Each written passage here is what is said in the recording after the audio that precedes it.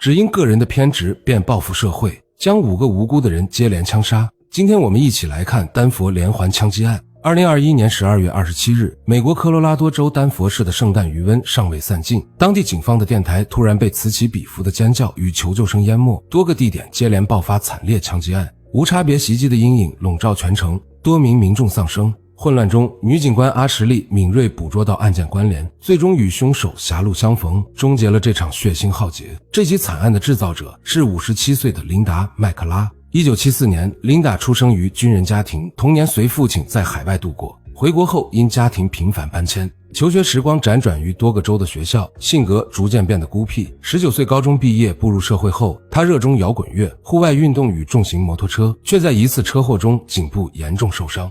術後頻繁發作的疼痛讓他對阿片類止痛藥產生依賴，這一惡習伴隨其一生。25歲時，琳達為追求一名女性加入某邪教性質環保組織，然而對方次年嫁作人婦。這段失敗的戀情給自視甚高的琳達帶來巨大心理打擊，被認為是其日後偏激思想的開端。2004年，琳達定居丹佛，在一家醫用大麻企業擔任管理崗位，月收入高達2.5萬至3萬美元。經濟富足後，他潛藏的惡劣習性徹底暴露，自恃高大健碩，刻意塑造江湖大哥形象，實則粗魯暴躁。凡事習慣用暴力解決，極度記仇，對他人恩惠轉瞬即忘，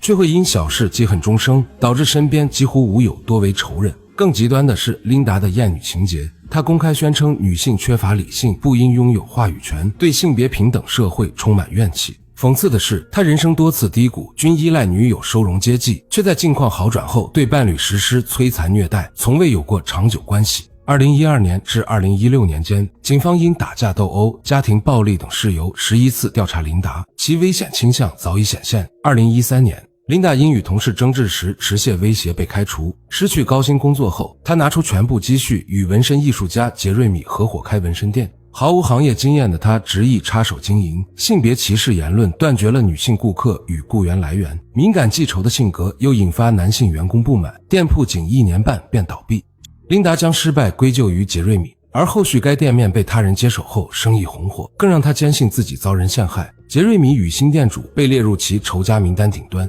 生意失敗耗盡了琳達的積蓄，他被迫賣掉市區房產，搬至山上的樹林中，將集裝箱改造成住所。在此期間，他創作了3部曲小說制裁，以自身經歷為藍本。主角琳達·麥克拉遭人陷害，被女性嘲笑，最終展開長達6個月的報復，殺害42名仇人。書中反派均使用現實中他記恨之人的真實姓名。這部充斥着厭女思想與暴力傾向的小說銷量慘淡，卻意外吸引了米諾斯菲爾群體的關注。這一群體由反對女權、宣揚男尊女卑的失意者組成。琳達憑借此書成為該圈子名人，收穫不少追隨者。隨着名氣增長，琳達的言論愈發極端，甚至在採訪中透露將實施報復社會的行動。多名粉絲向美得警方舉報，一名德國粉絲更是提交了9頁長的危險預警資料，但這些警告均被警方無視。2021年，琳達在粉絲資助下嘗試拍攝電影《戰馬》，期間依賴女友安的經濟支持，卻因爭執毆打安，並在其返鄉後偷走其5.7萬美元財產。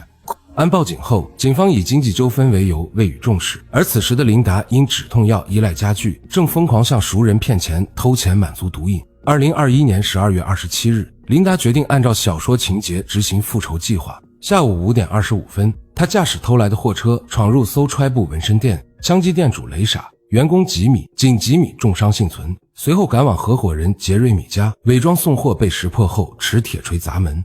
開槍射擊未果後點燃傑瑞米的汽車，接着前往某公寓殺害建築商麥克，又在拉 K 瑟頓紋身店10秒內射殺紋身師丹尼斯，途中與警車短暫交火後徒步逃竄，闖入酒吧搶酒，酒店射殺無辜前台塞爾斯，至此已造成5人死亡。警方無線電陷入混亂，難以判斷是單人流竄作案還是團伙行動。關鍵時刻，女警官阿什利發現襲擊均針對紋身店及從業者，果斷預判兇手下一步目標，驅車趕往最近的紋身店。剛下車便遭遇殺氣騰腾的琳達。阿什利按流程警告其投降，卻遭琳達開槍擊中腹部，身受重傷的他強忍劇痛還擊，最終將琳達當場擊斃。這個一生鄙視女性的兇手，最終倒在了女警的槍口下，堪稱莫大的諷刺。案發2天後，琳達的女友安收到其作案當天寄出的包裹，內含3本制裁小說，存有電影《戰馬》的 U 盤及便條。影片中，琳達在作案地點附近遊蕩，裝載武器的鏡頭俨然是犯罪預告片，安慰將其出售牟利後，影片被網傳，最終遭各大平台下架，但仍有人私下兜售。